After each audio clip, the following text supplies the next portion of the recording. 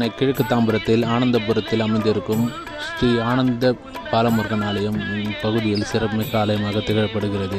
இந்த ஆலயத்தில் கேட்டவரும் தோறும் முருகப்பெருமானாக இந்த முருகப்பெருமான் இங்கு அருள் பாதித்து கொண்டிருக்கிறார். செவ்வாய்க்கிழமை தோறும் நெய் தீபம் ஏற்றி வழிபட்டால் கேட்டவரும் தரும் என்று இன்று மக்கள் தெரிவிக்கப்படுகிறார்கள். அனைவருக்கும் நடந்ததாகவும் தெரிவிக்கப்படுகிறது. போல் ஆலயங்களை பார்க்க நம்ம சேனலை ஃபாலோ பண்ணிக்கணும்.